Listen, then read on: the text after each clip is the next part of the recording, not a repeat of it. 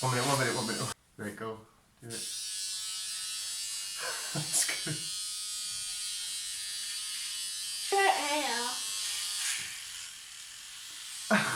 Oh my god! What was that? That's good. But does it last quite long? I don't know. Why are you thinking out?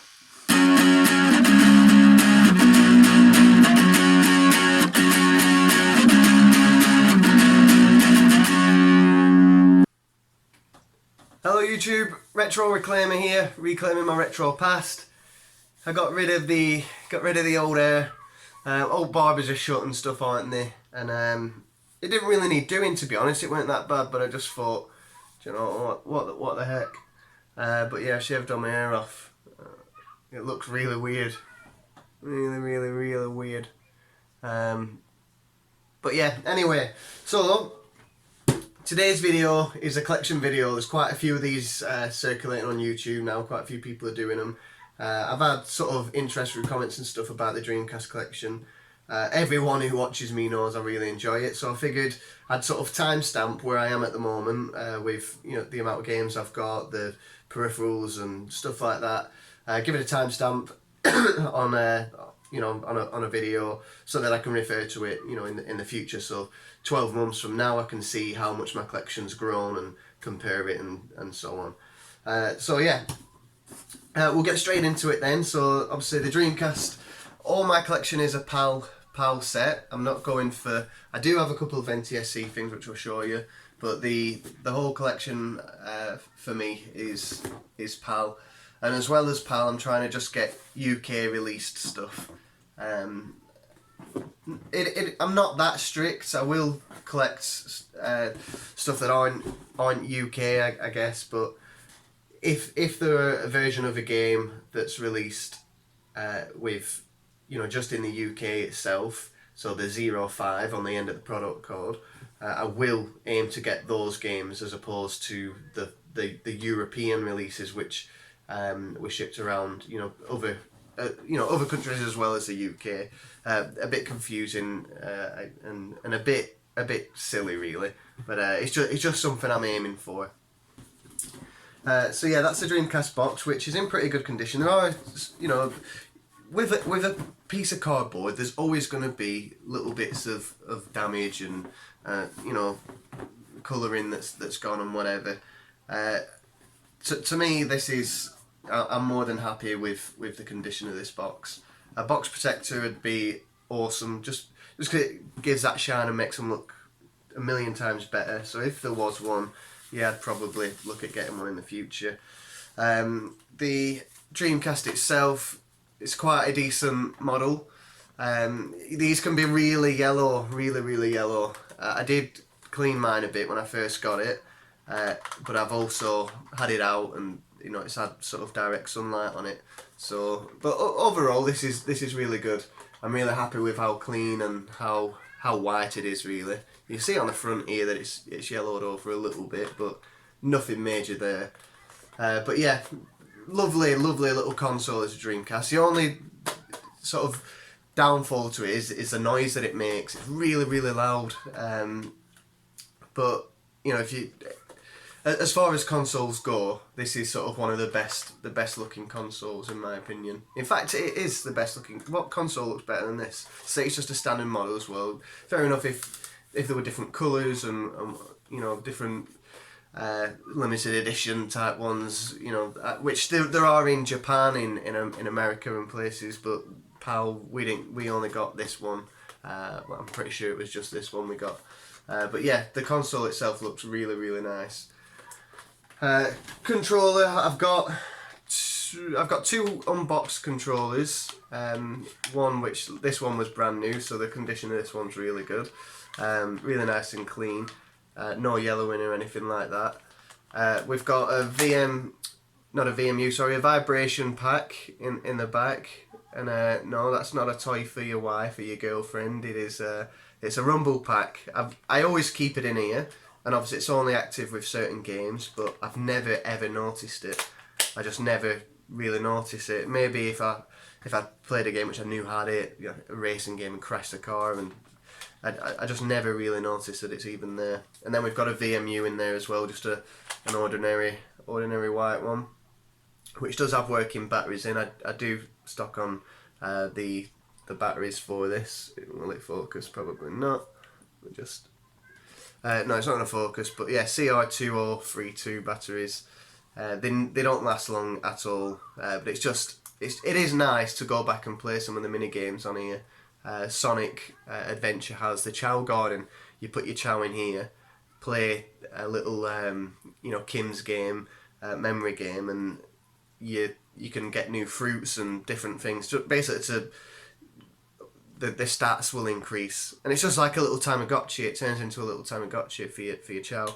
But I loved it, to be honest. I get now. You need the hard drive. You can't have a console modern now without all the space you've got, the built-in hard drive. But I love the fact that a memory card stores your data. You'd go around to your mate's house. You've got all your data here, so you can carry on playing on theirs. Their console, their game, but on your own save file. These could connect together as well. You could get two that would connect together. And you could even like battle. So I think the Chow game again, your Chow could fight. But yeah, there's just a lot of features on this thing which are amazing. I think it's something that would be brilliant if they brought back out. So let's say you've got the PS4 and the PS Vita, things like that. It would have been really, really cool if. I guess the Switch has already passed it, but it would have been really cool if you had your console, your PlayStation, your Xbox, your next Sega console, whatever it would be, and you had a VMU, obviously a lot more modern than this, which would also let you play bits of games on, and I don't know. I just thought it was a really good idea, and it would have been nice to see this sort of improve, but I think that was sort of the last of it really, which is a shame. But yeah, so that's the console, and there's a controller there. I do have a couple of little bits, so we've got another vibration pack here. It's a bit worn, like this. I've no intention. This is still. It's never been opened. It's still sealed, but I've no intentions of keeping it that way. It will maybe one day be used, but yeah, it's all cracked, so it's not a proper sealed item anyway. We've got this is the NTSC, so another VMU in here. I do have a green one as well, plugged into another controller. These are pretty cool. They do work just as well. There's no. It'll work on all the PAL stuff. It's just nice having a different coloured one. I got these. The only reason I bought these is because it was in a bundle with some controllers and stuff. Planet Ring and Dream Key. These are just like your internet stuff, which sort of are useless now, really. But it's still handy to have because it's still a bit of history into the console. So yeah, it's nice to have a couple of those. What else have we got? Alright, okay, so I've got two of these, and these are stands from. You'd buy these from the logo here, Electronics Boutique, which I believe Electronics Boutique was bought out by Game. I don't know if that was in the early 90s, late 90s, or in fact, well, it must have been the early 2000s actually. But yeah, I'd never heard of this company before. But yeah, I got these on eBay quite a while back. I think my missus found them actually, and she got them. But yeah, they're really cool. It's really nice to actually have some Dreamcast games stored in an old Dreamcast. Trying to find anything like this now is really hard, and they do sort of stack on top. They can stack to the side. You have these little chain things to link them together. But yeah, it'd be pretty awesome if you had enough of these to store your full collection on, really. You can get 10 games in each. But yeah, they're quite hard to come across. So yeah, they're pretty cool to have. Okay, what else have we got? We've got a couple of controllers. These are still sort of sealed. They've never. There's nowhere ever got to these since they were packaged, and I think obviously with the Dreamcast not doing particularly too well, they could, you know, a lot of these were shipped but never sold off. So there's eBay shops now which sell them, and they are quite cheap. I can't remember what I paid for them because it was about 5-6 years ago. Whether they're still on, I'm not sure, but yeah, it's sort of nice to still have some sealed ones, which I don't think have any value. I don't think the hard to come across, really, to be honest. And again, if I ever had 4 people over here, I'd open them up and use them anyway. But I'm probably never gonna have 4 people over here. Dreamcast mouse. Again, the box has got a bit of damage to it. I love the artwork. It's very plain and simple, but when they're all together, all these boxes are together. So we've got the keyboard here as well. They just look really nice. So if you've got them sort of stored, sort of, you know, on your shelving units or whatever, they just look really good together. It's just very simple, basic, but stands out and looks really good. But yeah, this is the Dreamcast mouse. It's got the old ball in there where you had to pick out all the gunk that had. I've never actually used this, but you get gunks built up on all the rollers. But yeah, it's a pretty cool little mouse. Again, just a bit of history. I've never used it. I probably never will. I'm not going to go and hook this thing up to the internet. Well, maybe one day, I guess, but it's not. It's a bit too all over the place for me. I'm not interested in buying all these different adapters and having everything plugged in. I like keeping things simple, to be honest. But yeah, there's a mouse which is pretty cool. The keyboard, so obviously it goes hand in hand with the mouse. Again, on the back you always get, I really like how these are as well. It's just, what is the word, the artwork, or I just really like how simple everything is here, that you can get a VMU controllers, and it just, I don't know, it's nice and easy. There's not loads going on. It's just a cool little change. Let's get the Dreamcast keyboard out, because it does look different to the North American release. So this is the keyboard, a very basic sort of typical keyboard you would have found, you know, back when this thing was released. It's got a hell of a lot of screws on the back, so I did go in this actually and clear it all out, so it's almost sort of brand new. I took all the keys off, washed everything down, and made sure it was nice and clean and didn't have anyone else's skin cells in it or anything. But the biggest difference is here it says Dreamcast, where in the US they have Sega Net, I think it is written there. So there's a slight difference. Something to be aware of if you were going to buy one unboxed, and you are on a collecting pal, or maybe collecting both.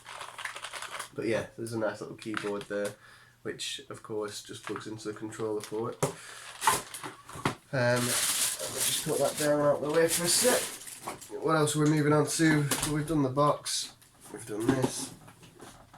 I won't have a great deal of space here. Okay, another little box. Again, Dreamcast gun written there, nice and simple, but this does have a bit more artwork to it. House of the Dead 2, a fantastic game actually. There also is a variant which I believe is only in the North American region, where there's sort of a modified version of this game. I did not know that. I did not know that. So that's a sleeve. I've had this for about 5 years, 6 years maybe. Dreamcast. I did not know that was a sleeve. I thought it was just part of the box.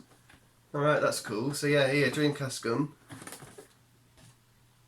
That's in pretty good nick for a sleeve, to be honest. I had no idea. But yeah, I guess if you were buying a standalone gun, this is sort of the box it had come in. Which at first you couldn't buy standalone gun. You had to buy it with this game.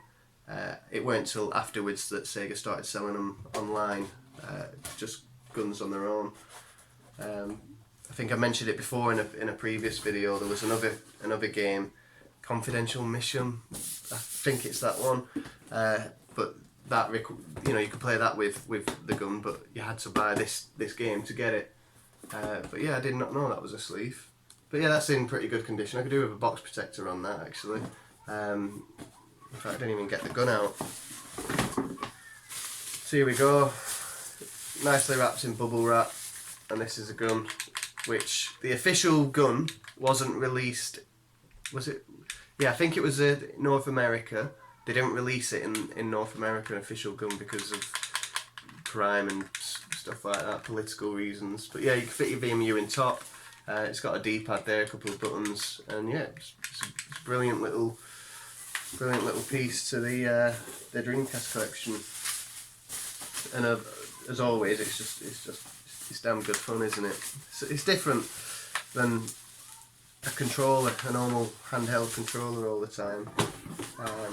And of course, I keep the game in there as well. There's House of the Dead 2 game, which I don't have the inserts for this. There's the instructions inside there. I've got the gun, I've got the game, but there's no inserts, which is a shame. But the box itself obviously is in really nice condition.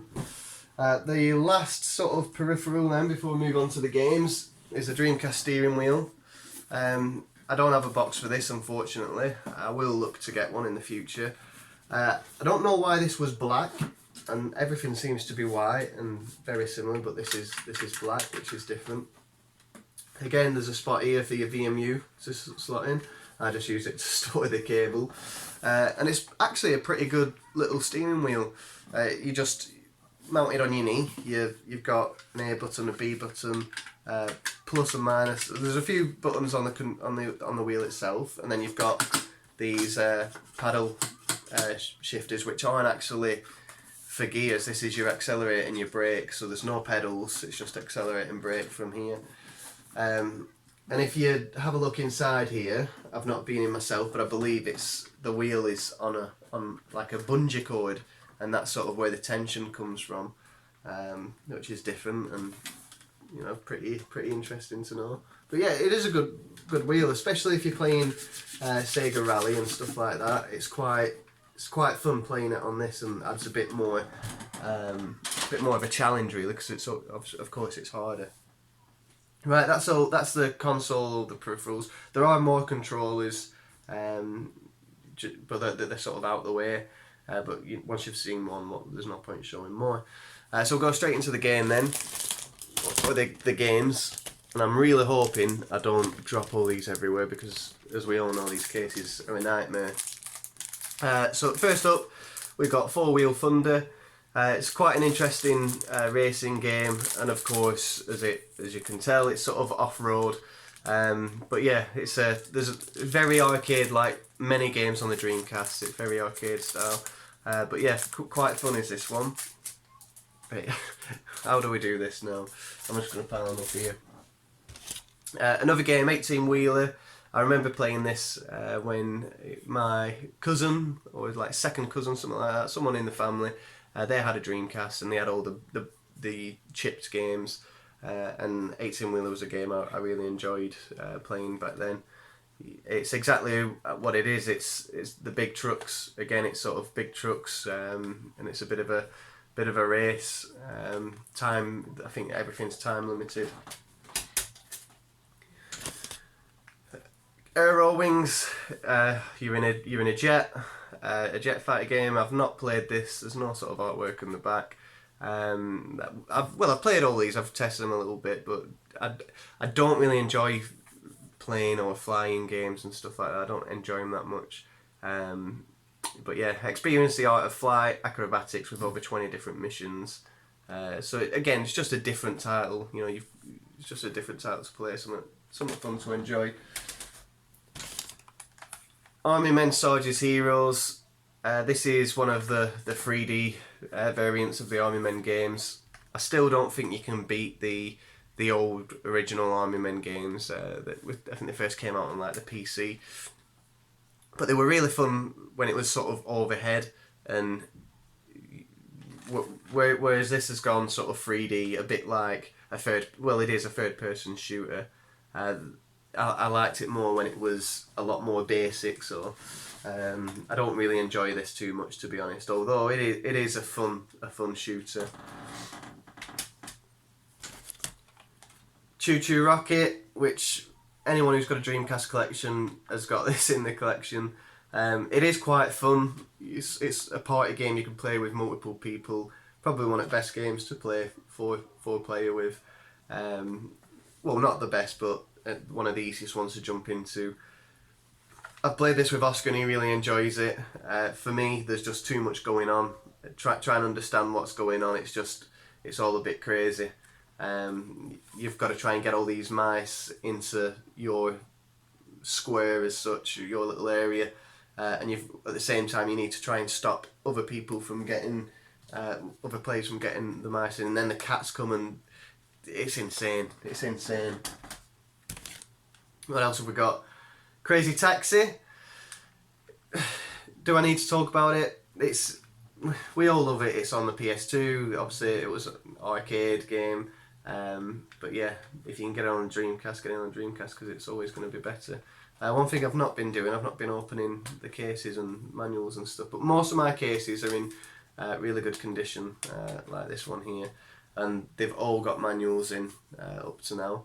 But I'm not going to open everything up just because there's a risk of breaking it. Anyone who's got a Dreamcast collection doesn't want to open it unless they're getting the game out, and even then you've got to do it really carefully. You're so gentle.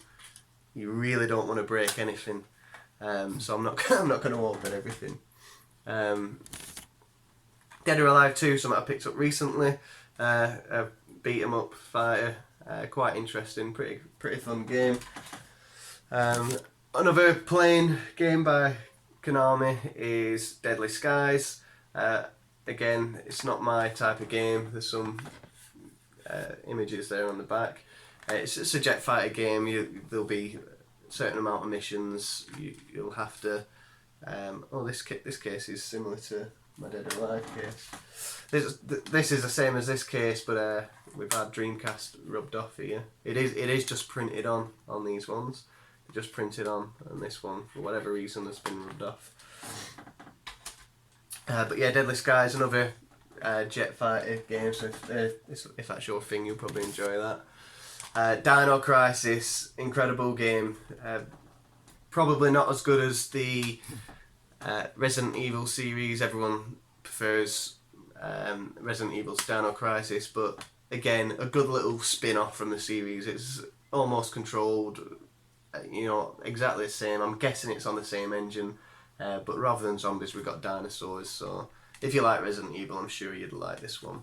But really fun, and there's two of those as well. Disney's Dinosaur. This is sort of. I used to love this film when it was out, and the reason why I sort of got drawn to this game and bought it. But yeah, you can control different characters, different dinos and birds and monkeys and stuff. And it's all overhead, a bit childish of it for a game, so a good one for children to enjoy. But there's nothing stopping grown men enjoying it neither. If you can call us grown men, I don't know. Maybe we're in a separate category. Evolution. This is one of the games I played for like 10 minutes or so back in the day. It was from a boot CD, so it was a chip game. I played this. And because it was like Pokemon or Final Fantasy type, battle, what were we, like turn-based battle game. Really enjoyed it. I enjoyed the story. I enjoyed, I must have given it half hour tops, and then those games went because they were my brother's friends, and so I was buzzing to pick this up and play it. But funnily enough, again, I've only ever give it half an hour. But it is something I want to get into and see if I enjoy it or not. Fighting Force 2. Fighting Force, the first one, is easily one of my favourite games on the PlayStation 1. Fighting Force 2 is a bit different. It's very similar, but it's a lot more gun-based as opposed to sort of fighting with metal bars and knives and stuff like that, although you could pick up guns on the first one. But yeah, it is a fun game, but again, it's only one player. The original Fighting Force were 2 players, which was obviously a lot more fun. Fur Fighters, I've still not played this one yet, so there's not really much I can say about it. I've picked it up quite recently, but I mean, it looks fun enough to pick up, doesn't it? But I'm guessing Let me just have a quick look. Yeah, up to 4 players. I'm guessing it's a bit like Power Stone, something like that. You're just running around, messing about, fighting each other. Bit of a beat 'em up. I could be wrong.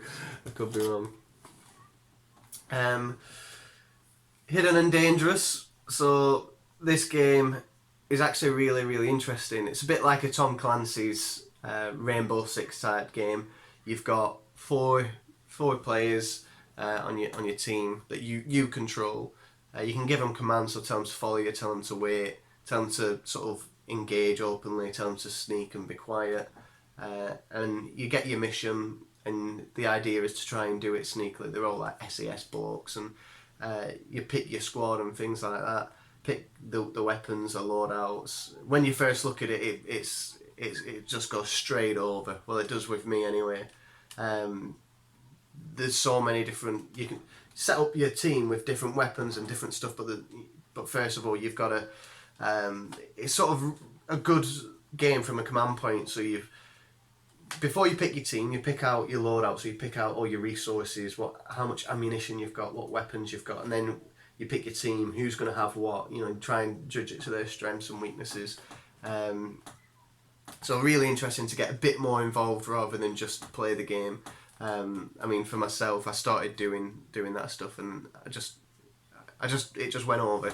So I just clicked the auto and just set up an auto team. But yeah, you can do things sneakily. You play it through. Let's say you do the first level once. You all my players got hit by a train and we all died. But you figure out how to better maneuver the level, so you can go back and play it again. And but yeah, it's really interesting. I don't know if I've sold it very well, but I certainly enjoy that type of game. Okay, I'm going to cut it there. So this is going to be part 1 of the video. We've done all the peripherals. We've done games up to H. We're not quite halfway through the games, but we're sort of halfway through the content as such. So we'll stop it there, and then I'll see you in the next video for part 2. Alright, cheers guys.